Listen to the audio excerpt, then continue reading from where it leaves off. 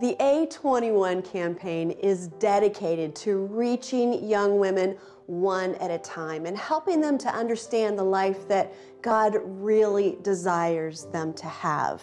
It's a safe place where these girls can relax and learn how much God loves them and how to begin again for their lives to be restored. What do you see in the girls when they first come here? They've been through so much. What are they like when you first come in contact with them? Their first day is pretty much the same. They are usually very, very frightened. A lot of them find it hard to make eye contact. They keep to themselves, their arms close to themselves. They don't want any physical touch. Their eyes are either full of sadness or full of anger, but they're usually very, very wary of their surroundings. They're trying to figure out what this is, who these people are, and if they're really saying the truth, because they've been lied to before. And they've been given high expectations before. You know, there are so many misconceptions out there about what is happening in the world of human trafficking. And a lot of people are trying to understand it, but I think as they process it, they're really questioning a lot. Is this real? Is this something that the girls choose? You're seeing so many stories. Is this quite often something that is completely out of their control? It is. It is. I would say it's all the time. It's out of their control. They are usually choosing into a better life. They are choosing into a better job. This is what they're going to. They are being presented by pretty legitimate-looking companies and people, or even by their own family that. I have everything arranged for you. You will work in a coffee shop, or you will work cleaning houses, or you will be babysitting children. This is what they sign up for.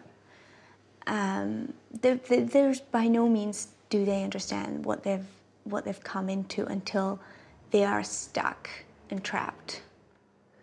Take us through a day for some of these girls.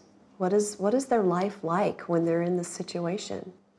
Well, they, after the first few days where they will be broken, they have to be broken into the situation. They have, the traffickers will abuse them to the level where they are no longer alive inside, so that they are no longer screaming, they are no longer trying. They lose any sight of hope. So physically and emotionally broken. Yes. So they will be gang raped, they will be physically abused, emotionally abused, threatened with all sorts of means. After they've achieved that, then they can do whatever they want with the girl. She will then be forced to work all through the night. She will usually be sleeping during the day. She might get maybe one and something extra of a meal. She will get a little bit of drink, and then it's nighttime again. Clients will come in. And that's how it goes, day in and day out. It's just a hopeless cycle. Yes. Yes. And there's no way out. They're constantly monitored. They are either stuck in one apartment where clients come, or they're being transferred to hotels or other places. They're never left alone. Do they go through a difficult process of, if God is real, where was he when? Yes. That is the most difficult question that they can ask, and they would usually ask that in the beginning of their stay with us, when there's still so much focus on the darkness. And really, I mean, at that point, the only thing that you can do without disrespecting what they've been through is simply showing them that their minds are full of pictures that God didn't paint. We need to point them out to what God painted for them. We need to show the reality of who God is. We need to show what God's plan was, not what it wasn't, but what it was and what it still is, and what He's still there to do with them. He's still painting a new picture for them. Oh, yeah. I think to be able to say that I serve a God of trust, of justice and of love, is to be able to show that justice and that love. It's important for you to note that we can't show you the outside of this house, the actual location, or any of the girls' faces because their lives are still in danger. What do you see for your future? A big difference before and now.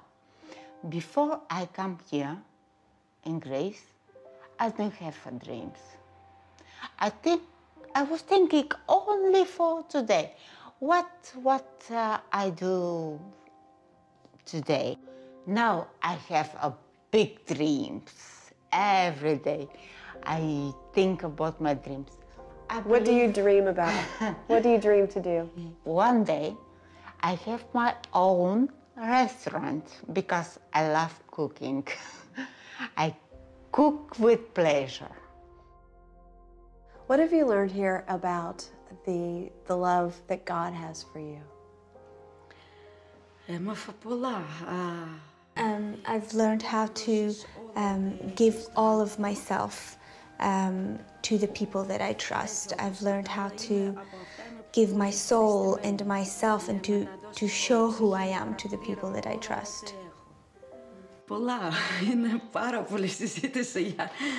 They have given me so much. I don't know where to start. One phrase that I can say is, "You gave me my life back."